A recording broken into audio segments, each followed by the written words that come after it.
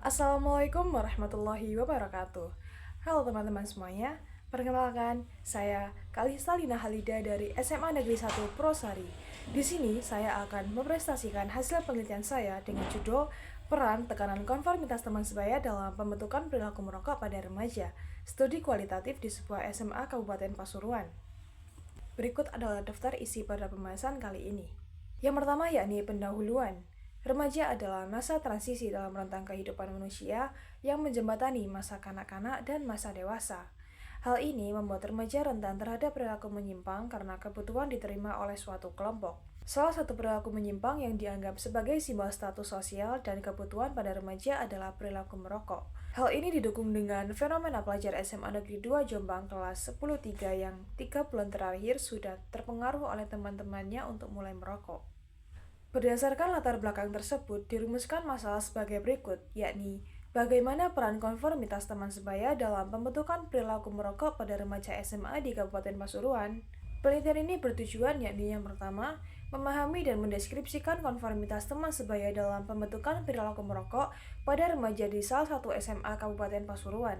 Yang kedua, memberikan informasi kepada pihak yang berwenang tentang bagaimana teman sebaya dapat mempengaruhi perilaku merokok. Adapun urgensi dari penelitian ini yakni yang pertama, sebagian besar penelitian sebelumnya menggunakan metode kuantitatif dan dilakukan di kota-kota besar saja.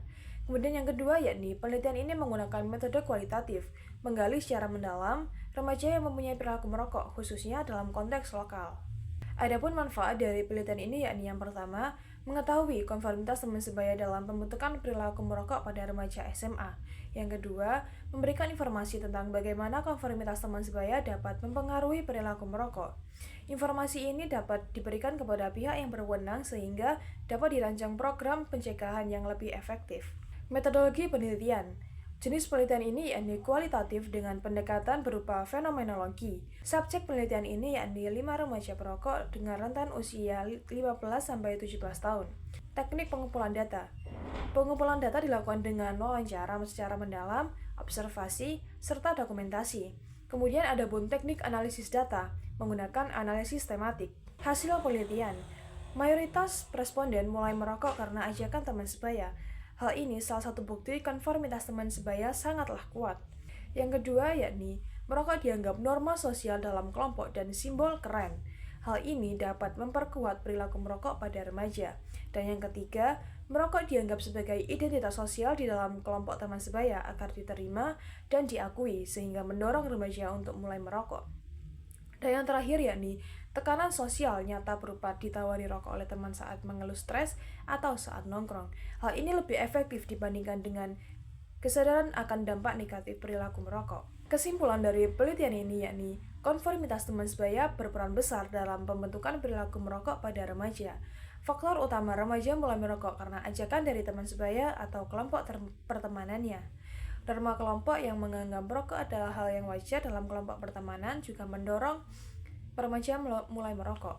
Kemudian identitas sosial yang mendorong remaja merokok supaya diakui dan dianggap dalam suatu kelompok. Dan yang terakhir yakni tekanan teman sebaya yang sangat kuat untuk mendorong perilaku merokok tersebut. Adapun saran untuk penelitian ini yakni yang pertama, adanya pendidikan dan penyuluhan tentang bahaya merokok. Kemudian yang kedua, program pencegahan berbasis kelompok sebaya dengan cara membangun kesadaran kolektif dan menciptakan lingkungan sosial yang mendukung perilaku sehat. Yang ketiga, peran keluarga dalam mendukung perilaku sehat pada remaja agar menghindari perilaku merokok. Dan yang terakhir adalah intervensi sekolah dengan menyediakan konseling dan mengadakan kegiatan edukatif tentang perilaku merokok. Terima kasih, itulah tadi presentasi dari saya. Ada kurang lebihnya mohon maaf. Wassalamualaikum warahmatullahi wabarakatuh.